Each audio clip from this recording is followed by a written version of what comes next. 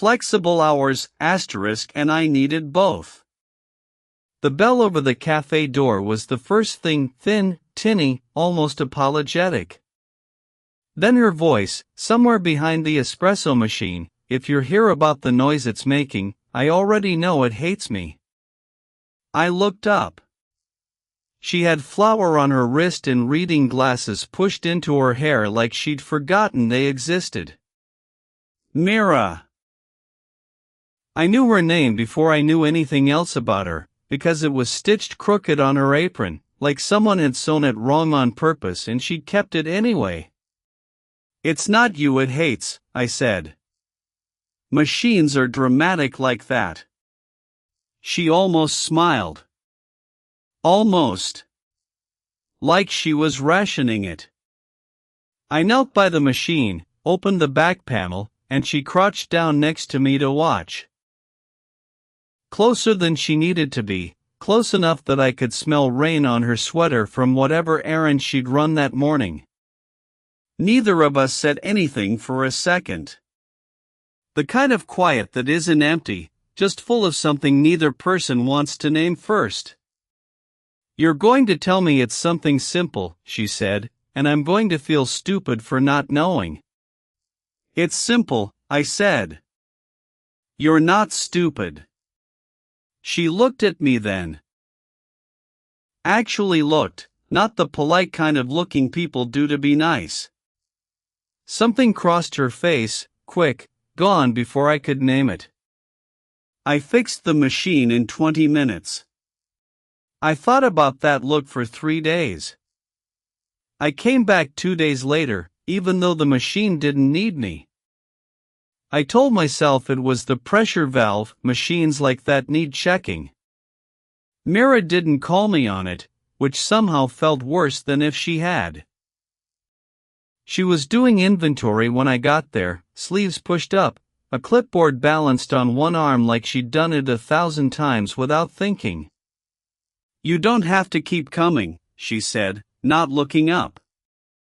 "I can call someone else." "I know." She glanced at me then, like the answer wasn't the one she expected. I started counting bags of coffee beans without being asked. She let me. We worked in that kind of quiet that has its own rhythm. Her pen scratching numbers, the fridge humming, the two of us moving around each other like we'd already learned the shape of the room together. At one point she reached past me for a box and her hand brushed my forearm, quick, accidental. She didn't apologize. I noticed that she didn't. Later, when we sat with the receipts spread out between us, she laughed at something, actually laughed, not the careful half version she usually gave, and it changed her whole face. I hadn't seen that yet. I wanted to see it again immediately, which scared me a little. Then, mid-sentence, she just stopped. Set her pen down. "Sorry," she said.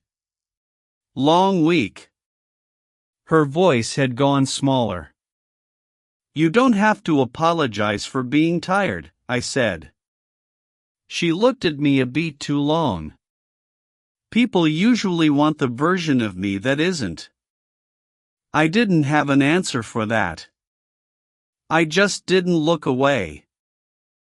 The storm started while we were still closing up, the kind that comes fast, no warning, just suddenly the windows were shaking and the power flickered once and held. Mira swore under her breath and went around lighting the 2 candles she kept behind the register for emergencies, which apparently meant exactly this. "You should probably wait it out," she said, not quite meeting my eyes. "Roads get bad on the hill." I told myself that was the only reason I stayed. We ended up at the counter with the last of the day's soup, reheated, 2 mismatched bowls. The candlelight did something unfair to her face, softened it, or maybe just let me look without pretending I wasn't. She talked more than usual. About the shop, about a version of her life from before I knew her, careful the way people are careful when they're deciding how much to give away. Her phone lit up on the counter between us. She glanced at the name, and something in her shoulders went tight. She turned it face down without answering. "You don't have to explain," I said. "I know." She said it too fast. The rain kept going. At some point the silence stopped being about the storm and started being about us. The space between our two stools had gotten smaller without either of us moving, or maybe we had moved, slowly, without deciding to. Her hand was resting near mine on the counter. Not touching. Close enough that I could feel the warmth of it, or told myself I could. "Dev," she said, quiet, like she was about to say something she'd regret. I turned toward her. She didn't finish the sentence. Neither of us moved away. She pulled her hand back first. Not far, just enough that the air between us noticed.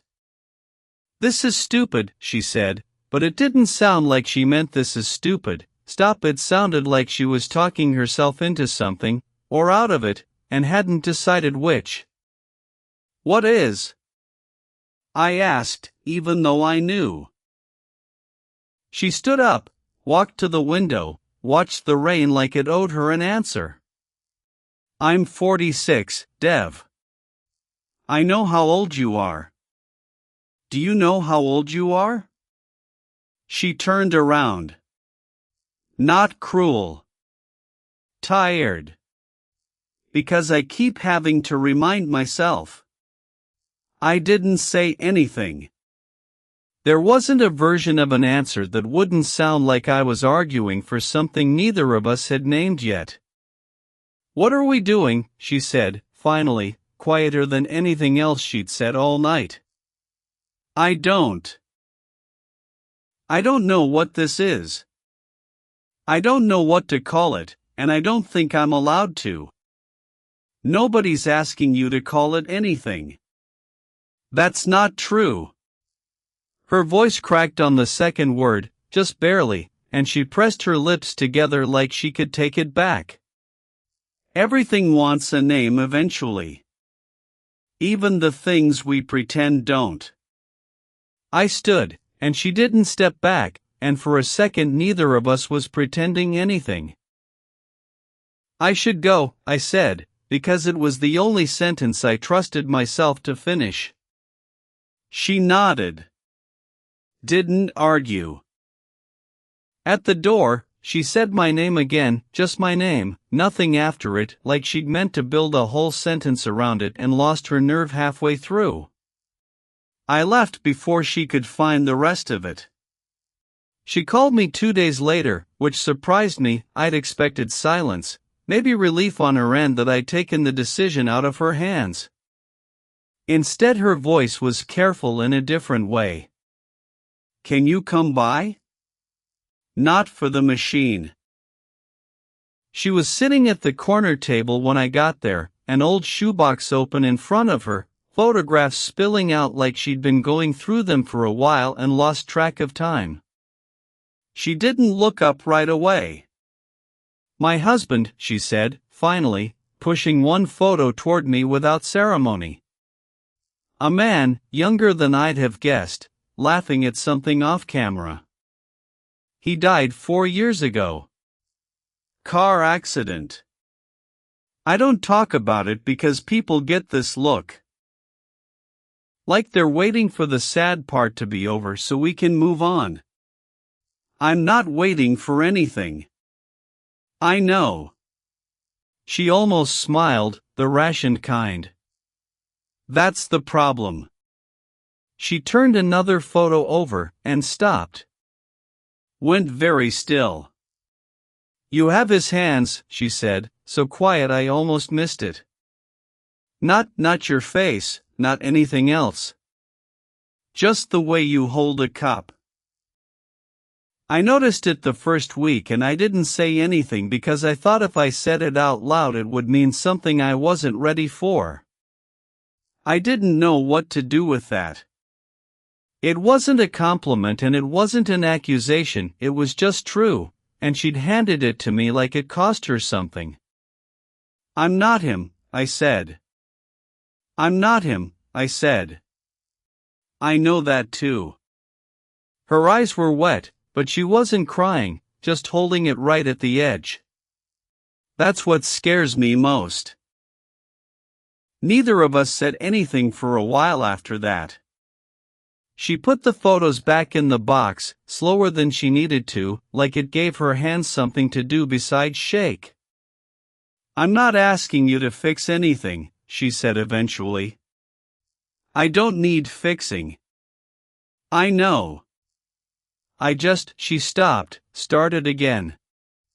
I forgot what it felt like. Being looked at like a person and not like something breakable. I forgot, and then you walked in with your ad hoc toolbox and fixed my espresso machine like it was nothing, and she didn't finish it.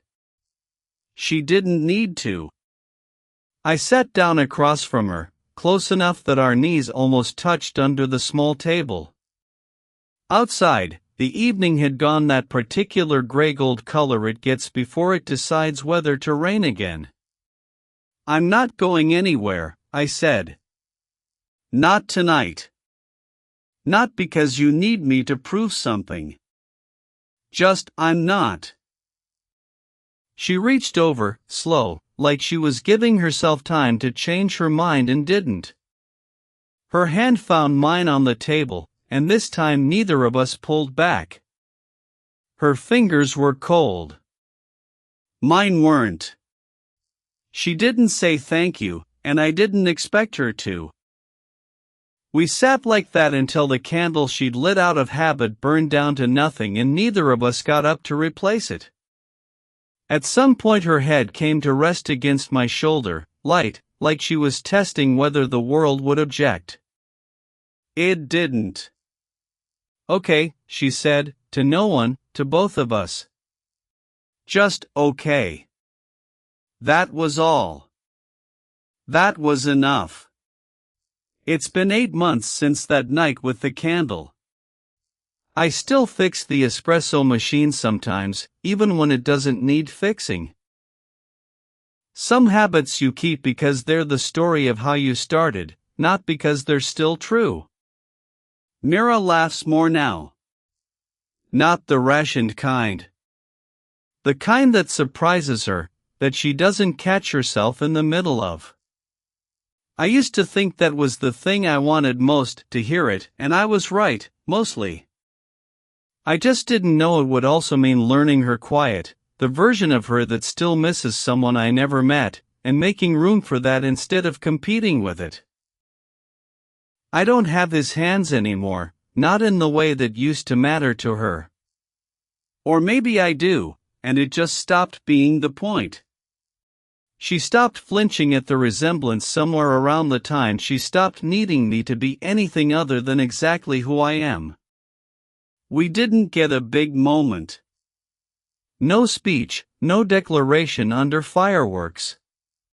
Just a Tuesday where she reached for my hand without thinking about it first, and I realized that was the whole thing, not the fireworks, just the without thinking.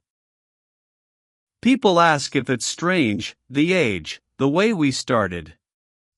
Sometimes. Mostly it just feels like the truest thing I've been part of. If this story made you feel something, let me know in the comments.